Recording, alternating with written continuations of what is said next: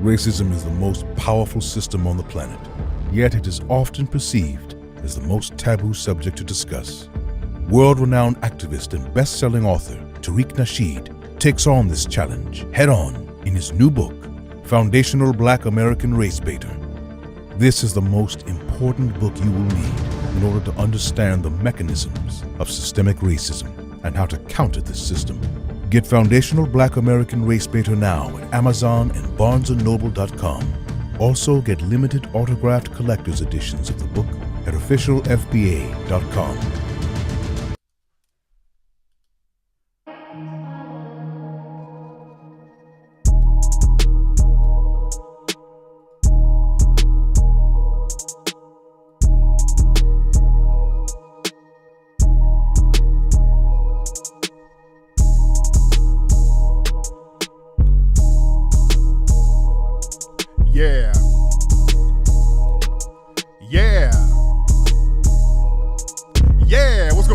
Welcome to another episode of Tariq Radio. I am your gracious host, Tariq Nasheed. Glad to have everybody tuning in, ladies and gentlemen.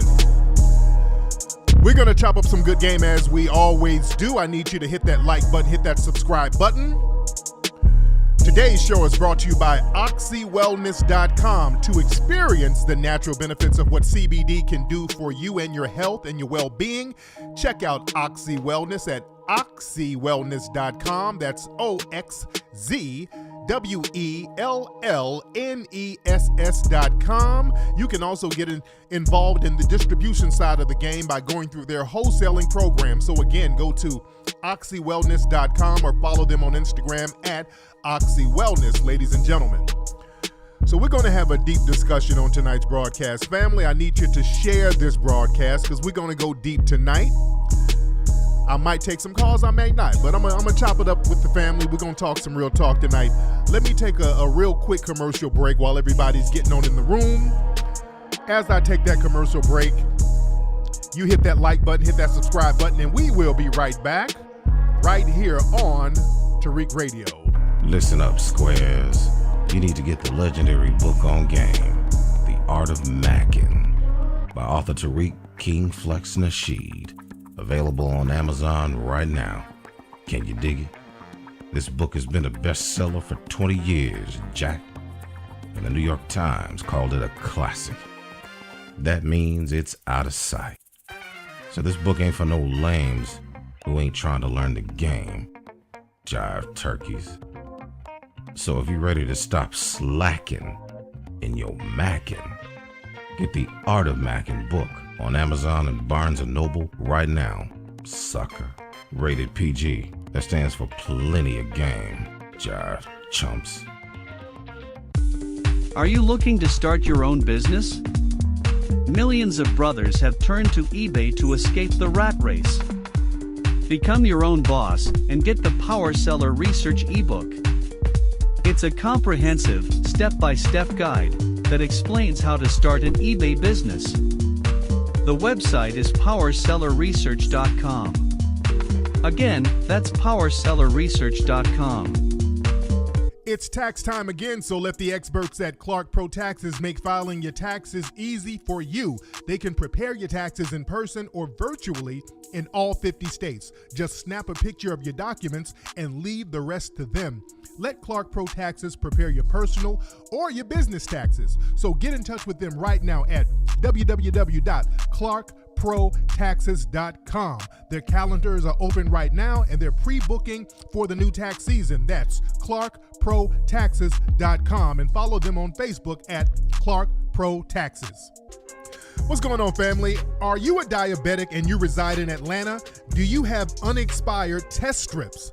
Well, if you do, you can make fast cash right now. Call or text LaToya of Martha and Betty Medical Commodities at 504-478-7148. That's 504-478-7148, or email her at care@marthaandbetty.com. She helps place test strips to those who can't afford them. So check them out right now. The year is 2079. The futuristic nation of New Albion has been created to maintain a new racial apartheid system. There is a planned genocide that is going to target the nation's black population. A small group of black revolutionaries band together to launch guerrilla warfare attacks against their oppressors. Do they fail, or do they succeed? Find out the answer by reading the book Avoid the Machines, the new novel by author Scotty Vasco. Avoid the Machines. Now available on Amazon and BarnesandNoble.com. Bro, stop playing and start spraying. Leave an op on the ground where you stand. At all costs, yeah, make sure you protect it. Old goon juice, the formula been tested. You can defend yourself. If you find that you need a little help, gotta stay ready. Ain't no love in the street. Pepper spray straight to the face, make them get weak. Get it at oldgoonjuice.com. If they thinking you slipping, then tell them to come get them some. If you packing this, you won't be lacking. A shot to the eye in them problems you having. Maximum strip, hit them haters on ground, so you can feel free when you out in the town. Old goon juice, and don't forget a shirt, man. You gotta stay ready. That evil on alert. Yeah. Let's get down to it. You are now tuned in to the Godfather of the game, often imitated and always celebrated. Stop sloganeering. Sloganeering kills people. Hey yo, check this out. It's Tariq Nasheed on Tariq Radio. Let's go. Leave my goddamn thumb alone. Oh, yeah. We're back, ladies and gentlemen. We are back. We are back. Glad to have y'all tuning in. Come on in, family. Hit that like button. Hit that subscribe button. We're going to do what we do and chop up great game, as we always do. Don't forget, guys, in a couple of weeks, we're going to have another package deal for the family. We're going to have a great package deal. I got some great items, some great promotional items, along with some of our other projects. So you guys stay tuned for that. Be ready, because when we announce the package deal, remember, these things go very quickly. The last one we did, everything sold out in 3 days. People were hitting us up 4 and 5 days later. It's like, hey man, can you get the sale popping? We just don't have the products no more. We sold out of all of the products that we were putting in that package deal. So you gotta get in early. You gotta immediately take advantage of the game. And also, I have to thank everybody for getting stuff for our baby registry. As you know, me and my lady, we have a baby coming in a few weeks. The new baby girl is coming in a few weeks, ladies and gentlemen. Our new foundational Black American princess is on her way here. And we got the baby registry below. Most of the stuff people have got it and sent it. I appreciate the family. So much love and respect to the family. And we've gotten your cards and everything, man. I really appreciate that. The family loves the energy. We have a few more items you guys can gift if you would like to. The link right there to the Amazon baby registry is below. But again, much respect, Papi Akute and Little Vuve, to the family out there for showing love to our soon-to-be newborn gift, ladies and gentlemen. All right, but let's get into some game here. Let's get into some game. Now, as you know, how's my volume? Can you guys hear me pretty good? I want to make sure the volume is straight. I don't want to get into a zone here, and then we have people like, I can't hear nothing, man. My iPhone 2 is tripping, you know. So we good with the sound? I want to make sure everything is good, because I want to get in the zone here and really chop it up with the family about what's happening with this situation. Now, for those who don't know, in New York City yesterday, this happened yesterday. In New York City yesterday, this was in Brooklyn, if I'm correct, family. Where my New York people, let me be clear. This happened in Brooklyn, my New York people. Yesterday in New York City, there was a mass shooting, allegedly a mass shooting, at a Subway in Brooklyn. 10 people were shot, 13 others were injured, okay? This happened in New York. And they said the suspect was a 5'5" black man. Several eyewitnesses, quote unquote, said that the suspect was a 5'5" black man. Well, it turns out that the suspect was actually a 6 foot tall black man. So it's very interesting that people were so off with the height. That's very strange. All right. But here's the thing, man, this shooting, it could be very legit. It could be, or it could be some funny business going on, because with this shooting, a lot of things are just not adding up, ladies and gentlemen. We got to put the tinfoil kufi on just a little bit. Oh yeah, we got to put the tinfoil kufi on just a little bit, ladies and gentlemen, because some things about this, it's just not adding up, and we gotta touch on this. We gotta share some stuff about this thing. Now let's be clear. We know what the get down is in New York. In New York, they are strategically placing Negro puppets in certain political positions in order to justify the oncoming anti-black targeting that's going to sweep New York. They want to bring the stop and frisk type of terrorism to black people back to New York so badly, and they're setting it up now. They've been setting it up. We've been saying this. Let's just talk reality. They've been setting up a scenario so they can justify aggressive stop and frisk type targeting for black people in New York. See, we have to understand, they have to give value to white society. In order to give value to one group, you have to devalue another group. This is the carrot that they dangle to get people on board with white supremacy. So if you don't have harsh, systematic mistreatment of one group, what good is it being white? What good is it having a system of non-justice if it's not going to be used to abuse people? See, that's the great thing about whiteness and white supremacy. We white people, and I'm speaking as a white supremacist, we don't get treated like the niggers. So that's the thing that's going to help people maintain the system of white supremacy. I get certain privileges and benefits. If you notice, family, there's so many cases of rape and sexual abuse that these white men are doing that they are getting literal slaps on the wrist. There was a case today I retweeted. A white boy raped 3 women and they just let him off. They're letting white criminals off scot-free.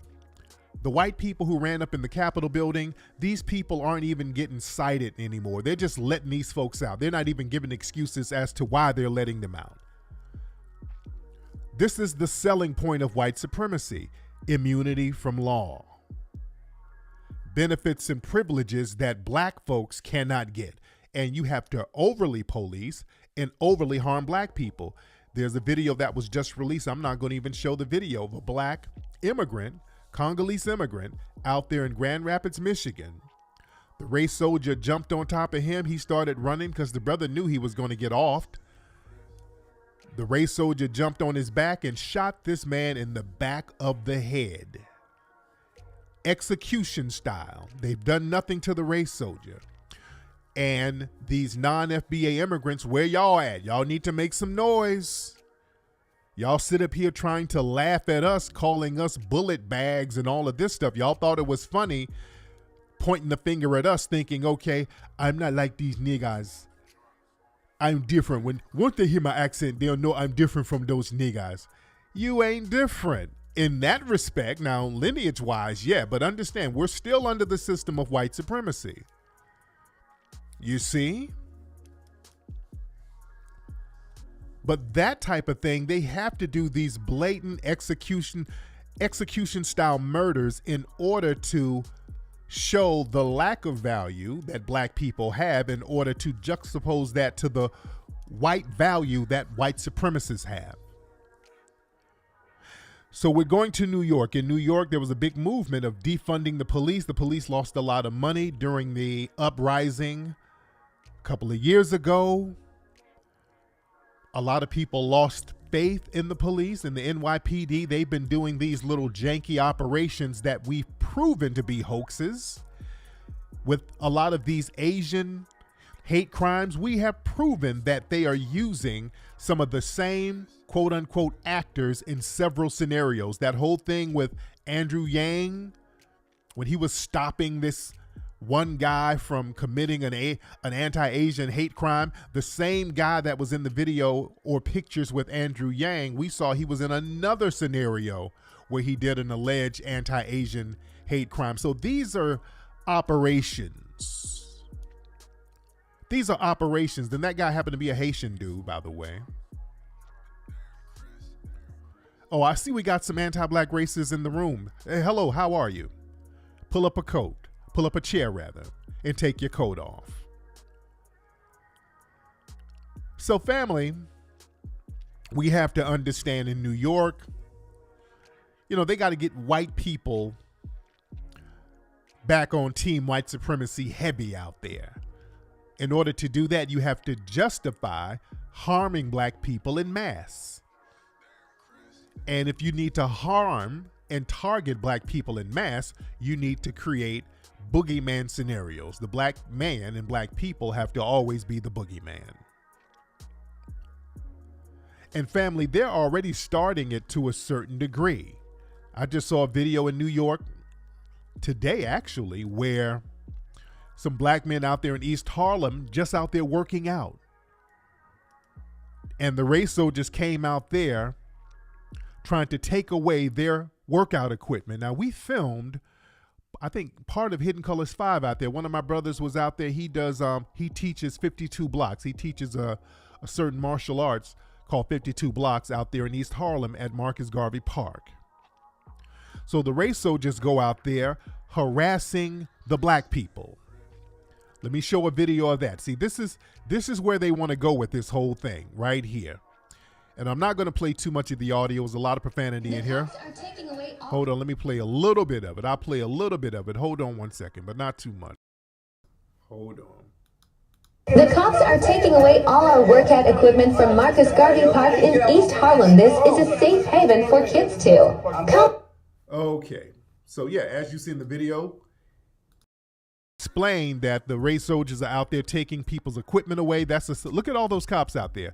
Notice when it's something to harm or harass innocent black people, notice how the police come out en masse. They're everywhere where there's an innocent black person, where innocent black people are out there doing constructive things. They're not harming anybody. Also, kids are out there. When I was out there filming, there were a lot of kids out there. And the brothers out there exercising with the kids, teaching the kids how to work out, keeping the kids safe, keeping these babies off the streets. And this is the reaction you get when you're out there doing the right thing.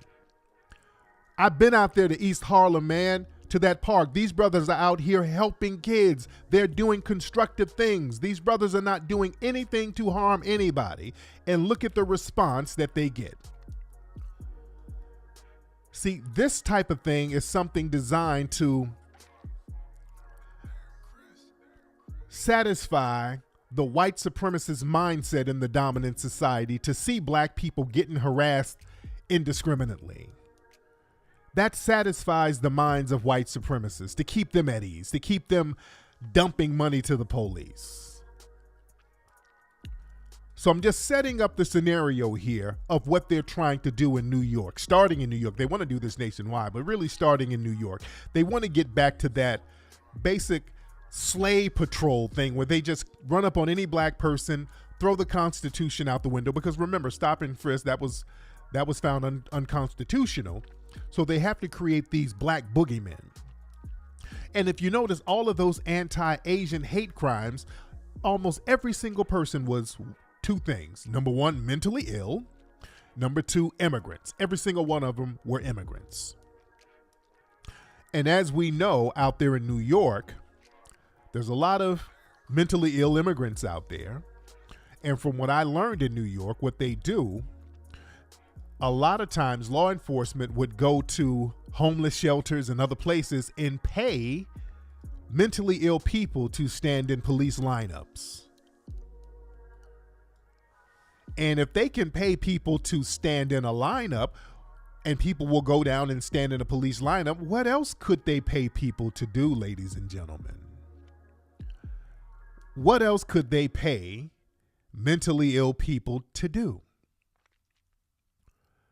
We got to look at this with the tinfoil kufi on for just a second, ladies and gentlemen. Now, going back to this shooting that happened at the subway. Now, the suspect was named Frank James. This is who they said the suspect was. Now, this Frank James person has several videos that they left up. They just started taking the videos down. Now, whenever there's a mass shooting and there's a suspect, especially if the suspect is white, notice how they'll scrub the internet of all of their stuff. They will scrub the internet of all of the people's stuff. You can't find anything on these people. You can't see what organizations they're clicked up with. They will scrub the internet. But they left this guy's social media, and his Twitter is still up, by the way. They just took his YouTube channel down because he was on there talking a lot of coon talk. He was talking a lot of stuff about white supremacists. He was talking about going after whites, but he was also talking about harming black people. He was talking about how black people needed to be eliminated. A lot of Sambo talk, so he was kind of all over the place. He was all over the place with it. And you know how when there's a black person, they can't just lone wolf them. They have to try to tie him into other people. They got to try to make it seem like other black people that were involved. So you know what some of these anti-black racists are trying to do? Do y'all know that these anti-black racists found a tweet of his where he retweeted a video of me? And then they tried to low-key imply that I might have something to do with it. A couple of these right-wingers, alt-righters. This is Andy Nyong'o. Ngo, however you pronounce his name. Now, Andy's an Asian. He's a very anti-black Asian. His page is full of anti-black hatred. Now, Andy is putting this up talking about Frank James, the wanted person of interest in the Brooklyn subway mass shooting, has a Twitter account where he posted support for black nationalist group Nation of Islam. He also shared a video of Tariq Nasheed. And the video he shared was from damn near 10 years ago, and it was a video of me roasting somebody. It was a comedy video. So what are you trying to imply, Andy? It was a comedy video that he retweeted a decade ago. So what? What does that mean? What are you trying to say? A lot of people follow me. Obama followed me until I started clowning him. A lot of people followed me. A lot of politicians followed me. What are you trying to imply, Andy? Andy's trying to throw up a smokescreen because Andy is clicked in with all of these violent alt-right groups. There's been several shootings that's been clicked in with Andy. The shooters follow him on Twitter and his YouTube. Andy's known for having these white supremacist terrorists follow him. So I know he's not trying to play that game. Oh, let's not play that game at all, Mr. Andy. And some of the tethers are out here trying to, I'm not going to even give the tethers shine. There were some tethers on Twitter Space trying to say that the shooter was FBA and part of the FBA group, knowing that, you know, there's no group called FBA. There's no organization. And does this guy look FBA to you, family?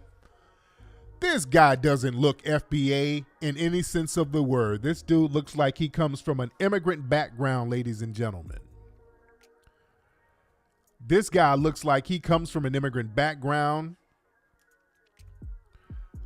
And nobody knows about this guy's background, by the way. And that's another red flag. This guy is out here. Nobody knows anything about his background. Just kind of came out of nowhere. I think the FBI was supposed to have been doing surveillance on this guy until 2019, and then they stopped. But again, we don't know what's going on with this guy. And the fact that there's no relatives. And I read some articles. They're talking about he had a sister somewhere. They don't say where she is. And another sister died. And then his mama died when he was 5. So now you got these dead relatives. There's a lot of this stuff is very suspicious about this guy. Oh, he's been a loner all of his life. Something don't sound right. Something doesn't sound right. Because foundational Black Americans, if you have a family member that's mentally ill, we're not letting them float around. You keep them somewhere. You keep them at Big Mama's house somewhere. You don't let mentally ill relatives float around nowhere. I'm getting second generation immigrant from this dude. But some very interesting things that we have to question going on with this guy and the scenario. We got to ask some questions. Now, this shooting happened on a very significant day. The shooting happened on April 12th. Now, April 12th is the anniversary of the Civil War starting. That's when the Confederates got busy. That's the date of the Civil War. And as you know, in April is a month where there are a lot of white supremacist terror attacks. I've warned people for years, always look out for white supremacist terrorist attacks. Now, a curveball would be very creative like this, having a Black person take a fall on the sword for you. That would be an ingenious move. You want to carry out a terrorist attack, but you get some mentally ill Black person to do it for you on a very significant date. You understand? Because now at this point, people expect white supremacists to do terrorist attacks in April. Every April, they do some kind of terrorist attack. Columbine happened in April. The Oklahoma bombing happened in April. April is a very significant month for white supremacists. So now they get this random mentally ill Black dude to carry out a so-called terrorist attack where nobody was actually killed. That's very interesting, right? This dude does a mass shooting, shoots 10 people. Nobody dies. That's very interesting. A lot of interesting things we have to ask questions about. How that happened? And now you get this old dude. They said he had on a construction vest, and first they said he had on a green vest, and then the next day it was a yellow vest. Then they said he was 5'5". Now he's 6 feet. Very interesting. Yeah, that's interesting. This dude does a mass shooting, shoots all these people. Nobody dies. Wow, that's interesting.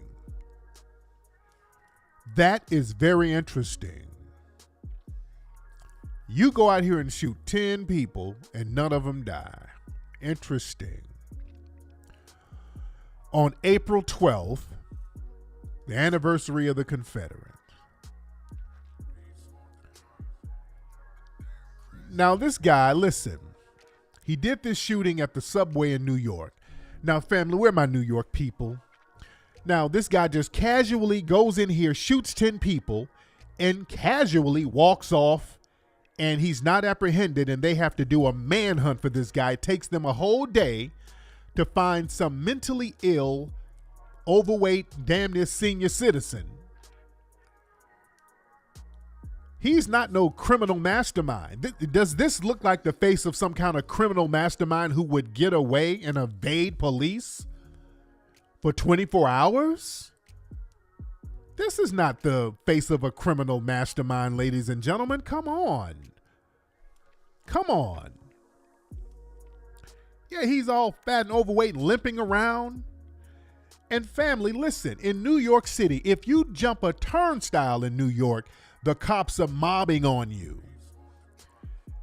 If you go to New York and you jump a turnstile, they dump on you. I've seen videos of people getting beat up for jumping the turnstile in the subway without paying. This guy does a whole shooting spree, casually limps out, and no cops to be found.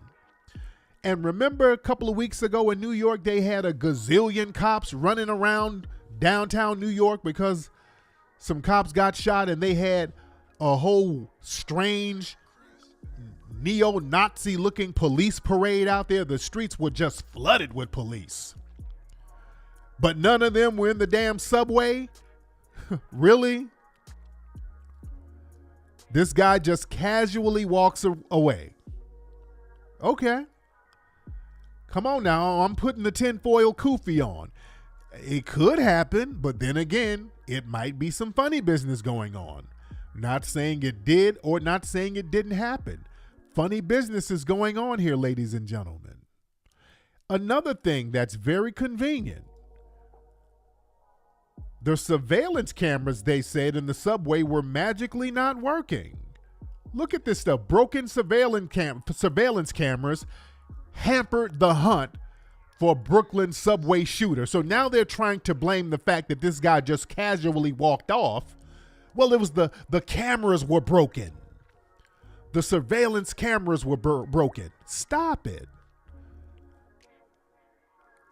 Okay, that's real convenient. That's just like how convenient it was when the cameras weren't working when Epstein was in jail and they killed him. The cameras magically weren't working. Okay. So now the cameras are magically not working. So they're trying to justify why they couldn't get this old man who seemingly, allegedly, did this shooting, who was a lone wolf. You're going to have to explain how this guy just walked off like that. It's hard to really justify how one person did all of this and he just casually walked off, just limped away. The cameras weren't working and he evaded police for 24 hours. But they got footage of him everywhere else except at the crime scene. I just saw video of him walking up and down the street, limping up and down the street. He got footage of him everywhere except the crime scene. And notice, they conveniently don't have footage of the actual shooting. See, this gives them a justification to not have footage of the actual shooting if it happened. You feel me? So now when people are questioning, did the shooting happen or not happen? Well, we'll never know because we don't have footage of it in a damn subway in New York City. You don't have anybody filming the shooting on their camera phones. Wow. Notice that's another thing. This is New York City. Everybody has a camera phone. You have the aftermath of the shooting, but you don't have actually nobody showing this guy doing any shooting with their camera phone, and people film everything. Isn't that kind of convenient? A lot of it is very convenient, family. I'm just raising questions. What's going on here? We have to ask questions here. I'm just asking questions. Another thing they said they knew who the suspect was because he left his credit cards at the crime scene, ladies and gentlemen. They said this guy left his credit cards and car keys at the crime scene in some U-Haul truck that he rented. They said he left his credit cards. How convenient. So this is how they knew who he was so quickly. He left his credit cards. Okay. Very convenient. Come on, man. This just doesn't sound right. Just listen to it and just talk about it real slow. It just don't sound right. This just doesn't sound right at all, ladies and gentlemen. So now, family, listen. So this guy does this shooting. He casually waddles away. And the next day, they catch him because he called in a tip on himself. This is what they said. They said he called a tip in on himself, ladies and gentlemen. And then they caught him just casually walking around. This is him just walking around Brooklyn like nothing happened. He's just walking around in front of a damn bodega. And they're trying to call some immigrant dude from the Middle East somewhere a hero for turning him in. You're not a hero. The dude basically turned himself in.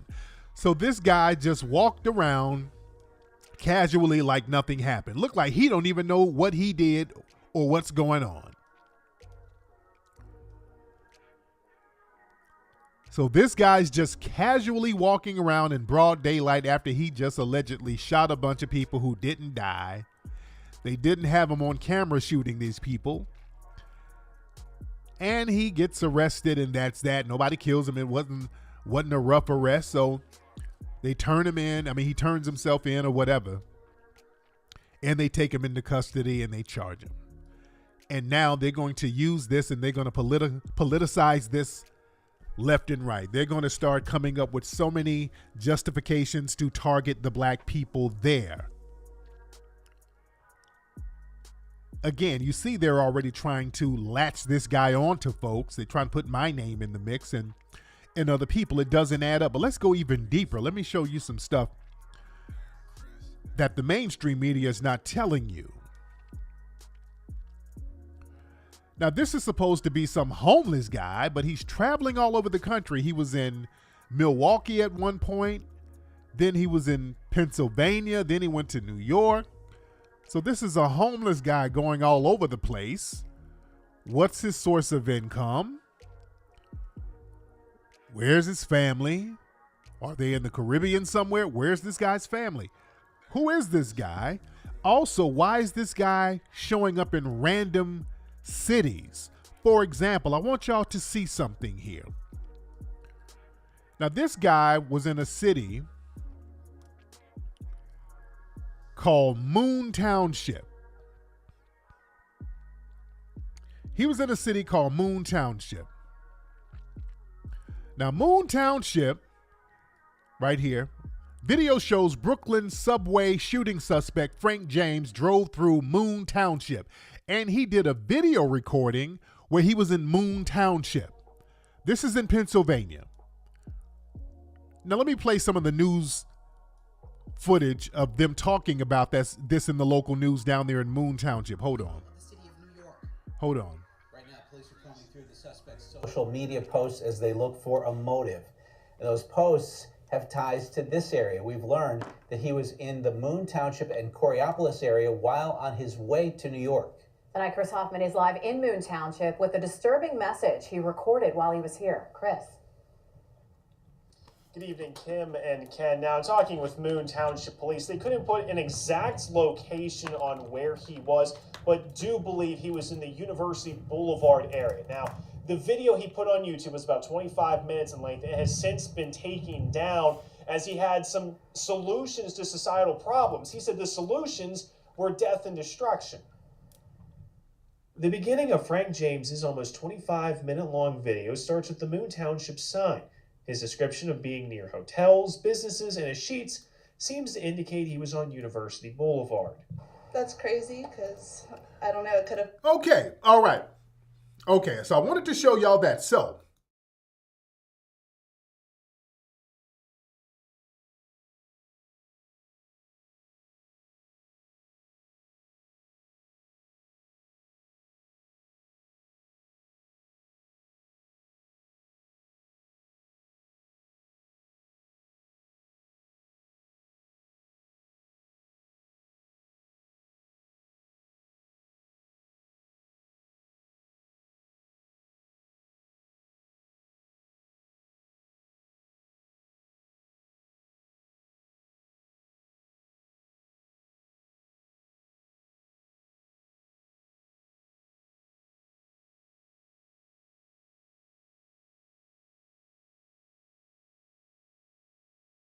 oh, my bad. I'm sorry. I'm talking. I'm sorry, guys. I didn't have no sound. I'm sorry, guys. So listen.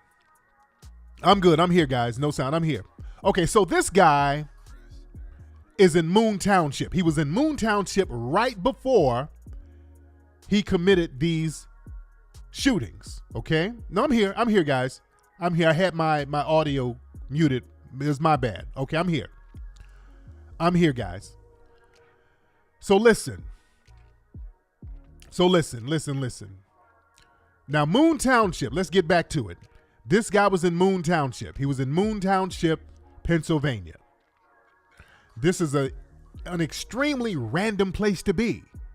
Right before he went to New York to commit these crimes, allegedly, he was in Moon Township, Pennsylvania. Now, what's significant about Moon Township? Moon Township is known for a lot of secret military bases out there. There's a lot of military bases out there, a lot of these dark sites in Moon Township, Pennsylvania. Okay? Not only that, at these military bases, ladies and gentlemen, let me show y'all something. They have these military installations out there in Moon Township. Let me show y'all something. All right. Moon Township bulking up on military installations. This right here is an article from 2008. Now, Moon Township, ladies and gentlemen, at these military installations, do you know what they do in Moon Township at some of these military installations? They do mock reenactment simulations for disaster scenarios, ladies and gentlemen. Okay, look at this image here. This is a person engaging in a mock scenario for disaster. Let me read this to you. If you can, the writing is kind of small. Let me kind of pump it up a little bit. This is from 2008, Moon Township. PA1 Disaster Medical Assistant Team assesses the condition of a mock hurricane victim, Darren Boer, a cadet at the Civil Air Patrol Squadron 603, a treatment center during the National Disaster Medical System training exercise at 911 Airlift Wing. The military already has a strong presence in Moon Township and could grow if plans for further expansions are approved. So family, out there in Moon Township, they do these disaster scenarios, family. They get actors to practice these disaster drills. Oh, this is what they do. Here's another article. This is from 2014. Moon's 9/11 Airlift Wing site hosts massive disaster exercise, family. They do disaster exercises out there in Moon's Township, family. Ain't this a damn hell of a coincidence? This is what they do. They do these mock scenarios. If there's a disaster, they do run-throughs out here. They do run-throughs in Moon, Pennsylvania, Moon Township. This place is known for doing run-throughs for disasters. And this strange so-called shooter was there, strangely enough, nobody knows why. He just happens to be in this place right before he gets into these shootings where nobody was killed and nobody actually saw the shooting. You just got to put your tinfoil kufi on, family, for just a second here. Was this guy rehearsing? What was this guy doing out there? Again, these are strange coincidences, family. It could be real. I'm not saying it ain't real, but I'm not ignoring this right here. I'm not going to ignore the fact that there's some funny business going on here. It looks real strange. And you get this homeless, mentally ill person, you can do whatever to these people. When people start talking about NK Ultra and all, that stuff is very real, ladies and gentlemen.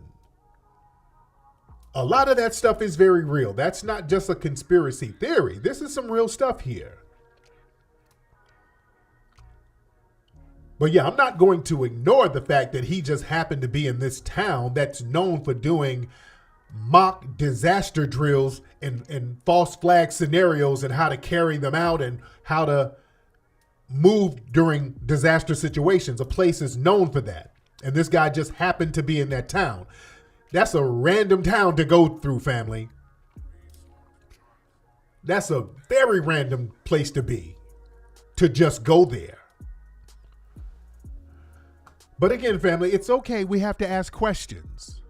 Don't ever be ashamed, or don't ever let nobody try to shame you if you want to ask questions as to what's going on out here. There's some real things happening out here. We need to be cognizant of all of it. And we need to make sure that we're not falling for the okie-doke.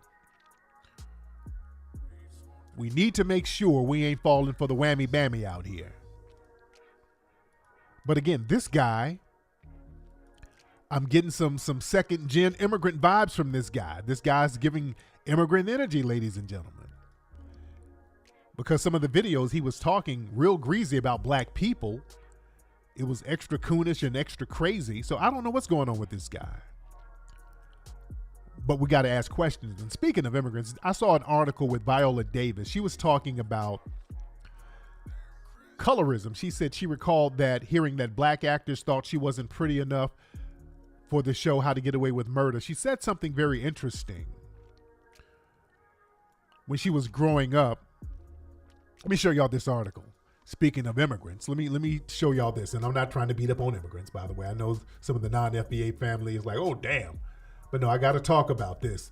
This is Viola Davis. She did this article saying that she heard some black actors saying she wasn't pretty enough to get away with how to be on the show How to Get Away with Murder. And she's a phenomenal actress, man. This is such a phenomenal sister. Such a phenomenal sister. But there's something in her article that was real interesting. When she was growing up, when she said she lived, she was in, hold on. In her memoir right here, in her memoir, Davis also draws on her childhood experiences with racism, detailing an anti-black, where is it? An anti-black attack in the 3rd grade. One of many times she was chased home in Central Fall, Rhode Island by a group of around 8 or 9 boys who hurled insults, slurs, and threw stones and bricks at her.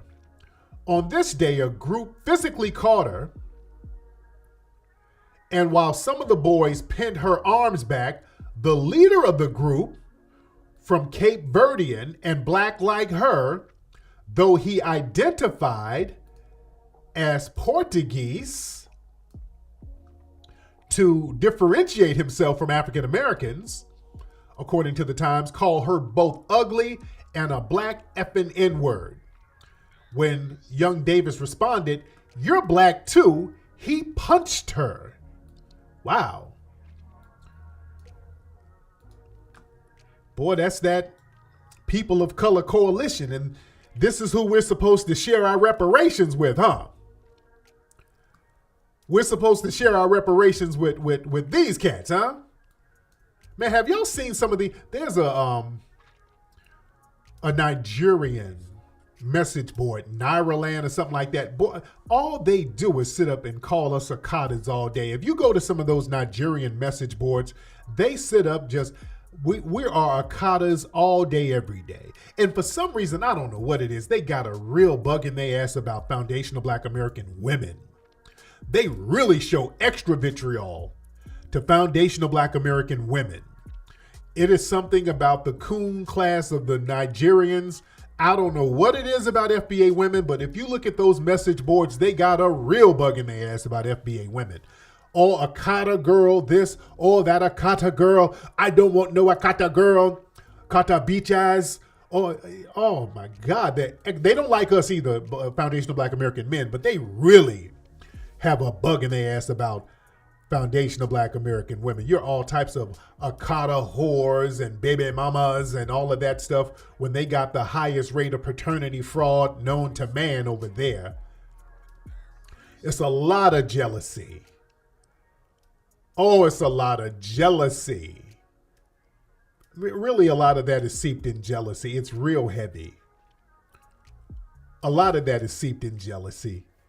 They don't like the attention that foundational Black American women get. That's really what it is. I think a lot of it has to. That's why when they always got a bug up their ass about Beyonce. Beyonce, she's not the queen of Africa. You know, when Beyonce tries to do some stuff paying homage to African culture, a lot of them have some, not all of them, but that tether Sambo crowd, they got something slick to say about it. But family, it's some weirdo stuff going on. We got to watch these folks when they come among us. Speaking of that,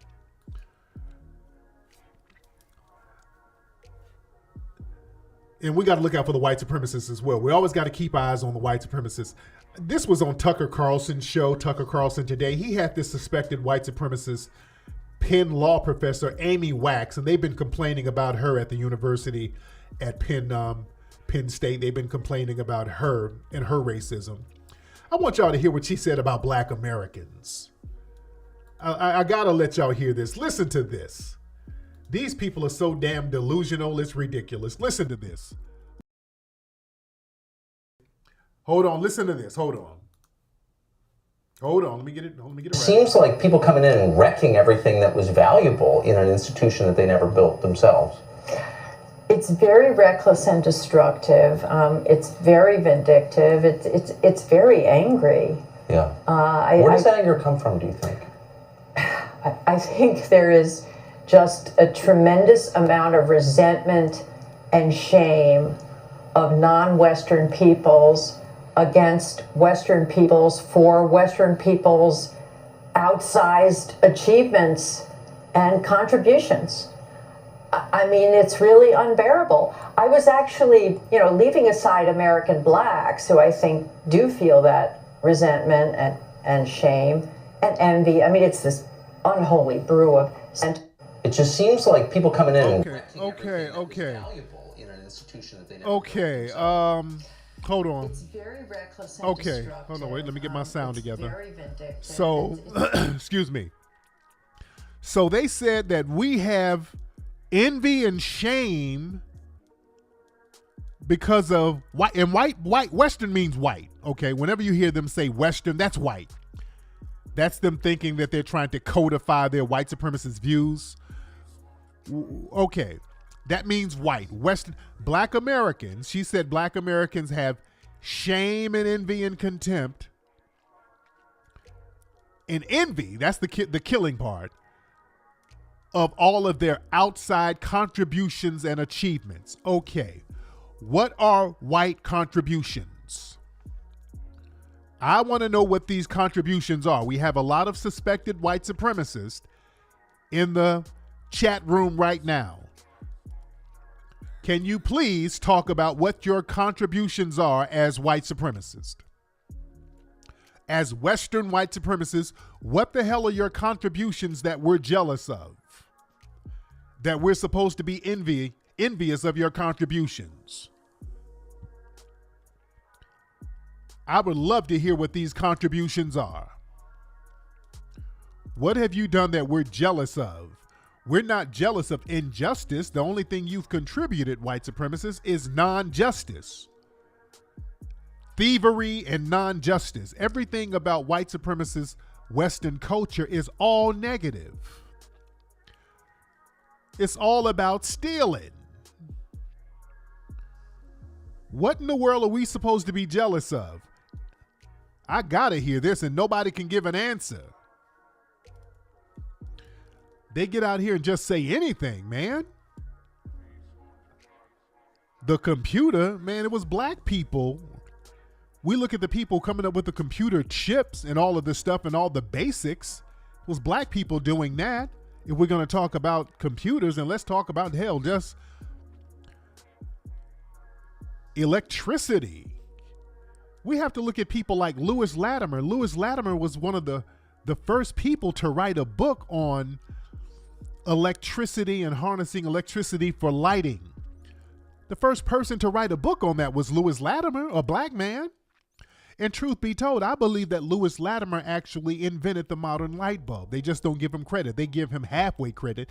They say that he partially invented it because he came up with the carbon filament. They try to give credit to Thomas Edison. As we know, Thomas Edison wasn't really an inventor. He just stole everybody's stuff. He said, y'all come work for my company, so whatever you invent under my roof, I'm taking credit for it. That was Thomas Edison's get down, man. That was his get down. I really believe that it was Lewis Latimer who created the light bulb on his damn own. You understand? We got to understand how this thing works. But yeah, what are your contributions, people? We got a lot of suspected white supremacists in the room now. What's your contributions? What did you contribute that we're so jealous of? I really want to hear this. My goodness, you stealing other people's stuff is not a contribution, which is what they did. Remember, during slavery, we were creating many of the most general basic household things that people use today. Even doorknobs. That was a foundational Black American who created modern doorknobs. Look that up. We were creating all of this practical stuff, but when we were enslaved, we were not allowed to patent anything. So during that whole period of slavery, we couldn't patent any of our inventions. What the hell did they contribute? I really want to know. Even in the medical field, they were getting stuff from us. Some of the first healers were Black people, root people, Black medicine people. We were the first healers. They were getting a lot of the medical game from us. What's your damn contribution? I really want a serious answer to that. What is your contributions that y'all didn't get from somebody else and steal? Let's be very clear. See, these white supremacists get to talking crazy about what they did and we're supposed to be envious of them, and then the tethers start talking that crazy stuff too. That's another thing. These tethers get to talking crazy. You niggas are jealous of us because we wet hide. We get to hearing that. You niggas bumberclot, you niggas should thank us for hip hop. Then they start talking crazy because see, they want to be de facto white supremacist satellites themselves. You see, they start talking crazy. They out here trying to sound like white supremacists themselves. And they still try to, a lot of them are salty now because we've been checking people on that hip hop thing. A lot of the tethers are very, very salty lately because we have been checking them heavy about the whole hip hop lie. We've been correcting that. Now they want to cry foul. Well, you niggas are divisive. No, we're correcting the lie. We're adamant about correcting the hip hop started in Jamaica lie. We're clearing that up because now it's time for us to start gatekeeping everything that we created. See, we create so much stuff and people take it. They feel like they can just come around us and talk any kind of way. This is why I'm gatekeeping everything. Everything that we created, we're going to pump it up and let folks know it's an FBA creation. Like I said, hip hop, as we know it, let me go back and circle around again. That was a foundational Black American creation. Nothing from hip hop came from Jamaica. Nothing. And y'all can sit here and talk about Kool Herc. No disrespect to Kool Herc. Much respect to Kool Herc. But Kool Herc did not create hip hop. All the elements of hip hop was already here, ladies and gentlemen. All the elements. Or somebody in the chat room talking about, I think they're being sarcastic. I thought they were saying hip hop started in Jamaica. They put laughing emojis behind it. But yeah, like I said, with our brother Kool Herc, much respect, much love to Kool Herc, but Kool Herc did not start hip hop. The elements of hip hop was already here.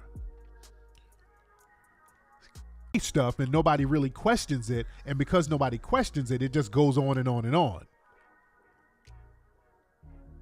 Yeah, dance hall and reggae had nothing to do with no damn hip hop. Nothing. Like I said, Kool Herc couldn't play dance hall or reggae because foundational Black Americans were not trying to hear it.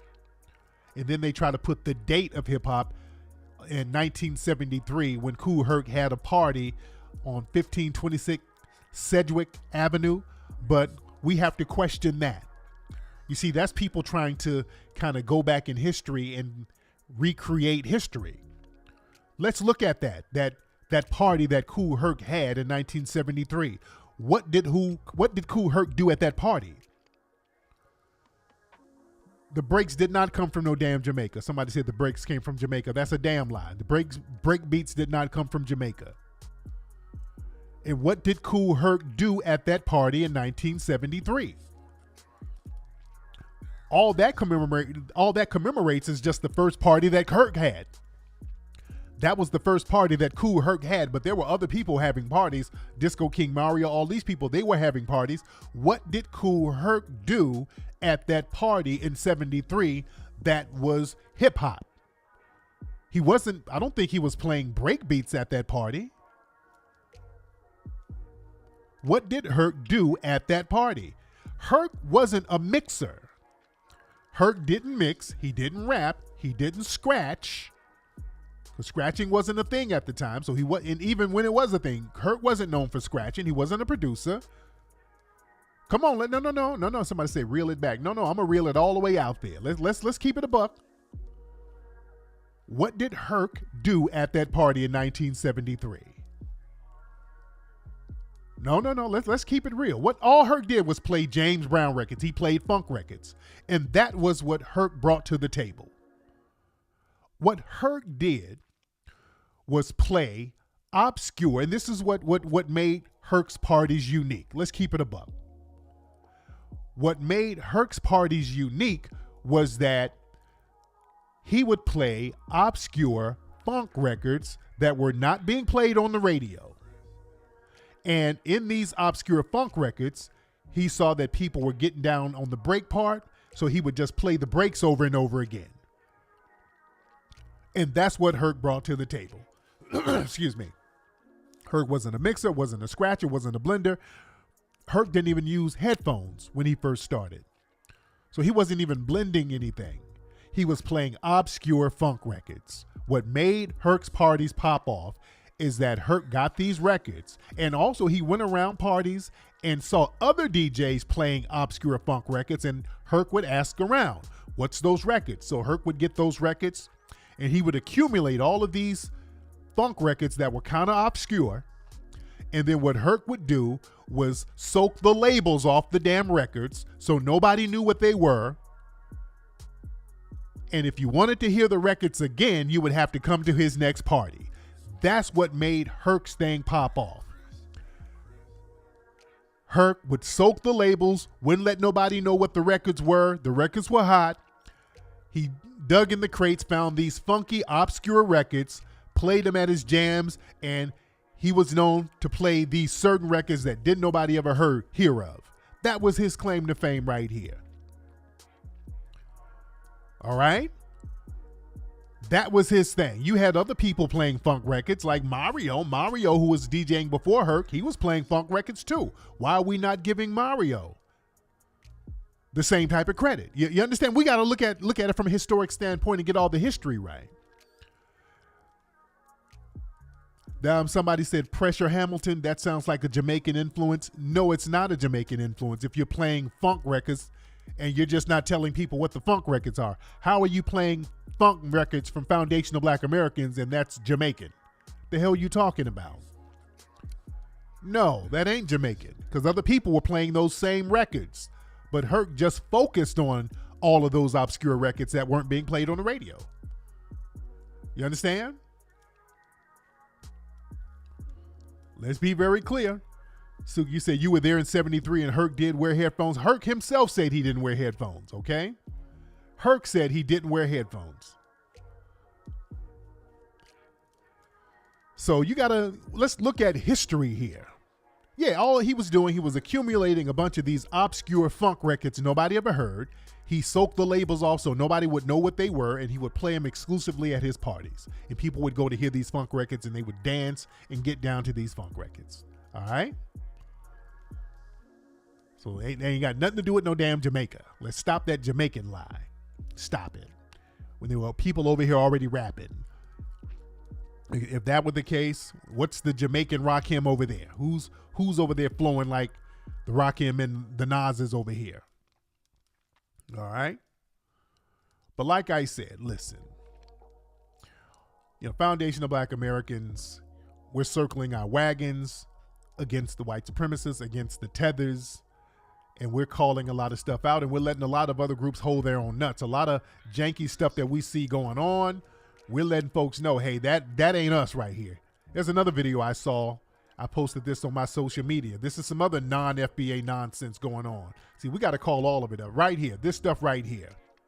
Now, this is a very strange video. I know the people. You can look at the foreheads and tell this is some non-FBA stuff going on over here.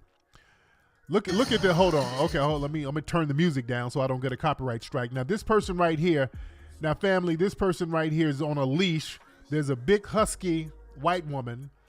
And this person right here, now, I don't know if this is a man or a woman. I can look at the forehead and tell this is not FBA. It's a little Hispanic boy with a cowboy hat on. I don't know what's going on, but this person is being walked like a dog here. I don't know. This looks, it almost has an Yvette Carnell vibe. It looks like a stud. I see other big forehead relatives in the back. Hold on. If you look in the background, there's some other big forehead relatives in the back. All right. These foreheads don't look FBA. I see some crunchy wigs in there that don't look FBA. I'm getting an East African vibe here.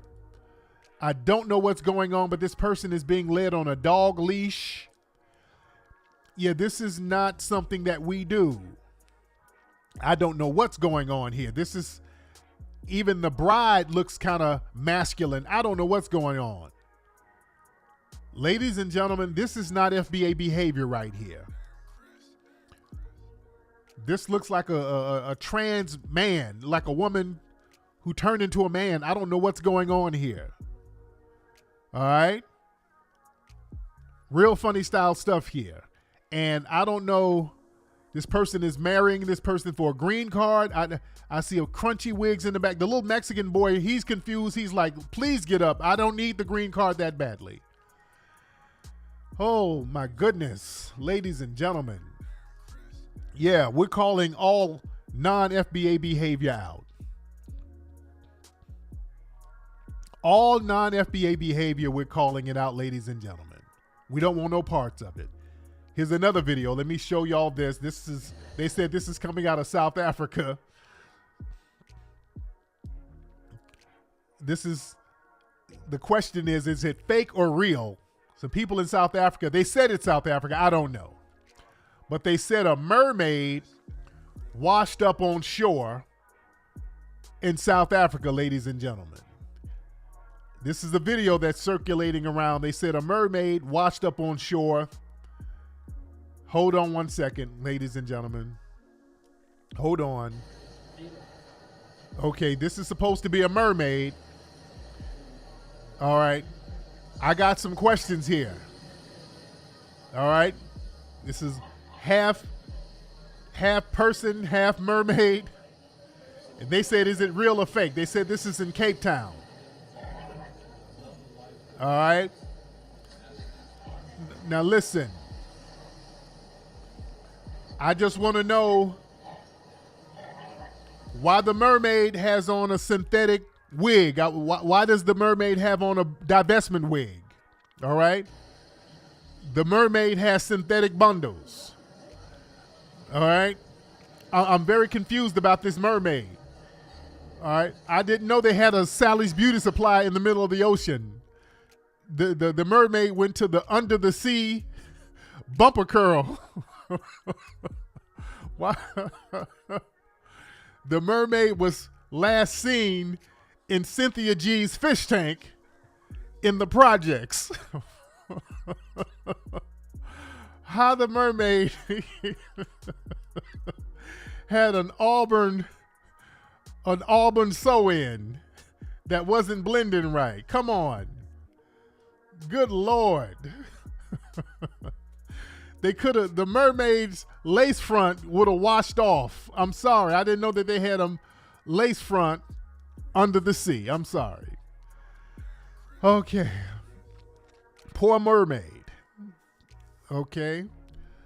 This mermaid need to go back in the ocean and get some edge control gel and get that divestment wig in order. Okay. Is it fake or is it real? I don't know. I need some more investigation. I'm going to have to do some scientific research on them synthetic Burbank bundle strands. Those synthetic strands on the mermaid's head. I got to do some research on them strands and why it didn't blend in correctly. Anyway, y'all, that's been today's episode of Tariq Radio. We had a great time chopping it up. Glad to have everybody tuning in. Ladies and gentlemen, go to hiddencolorsfilm.com to get Hidden Colors 1 through 5. Go to buckbreakingmovie.com to get the movie Buckbreaking. Go to officialfba.com to get the maroon t-shirts and an autographed copy of my book, Foundation of Black American Race, Beta. Also, guys, our baby registry, our gift registry is below. You guys can still get gifts for our FBA princess that's on her way. Y'all click the Amazon link below. And you guys have a great night. Papi Akutu.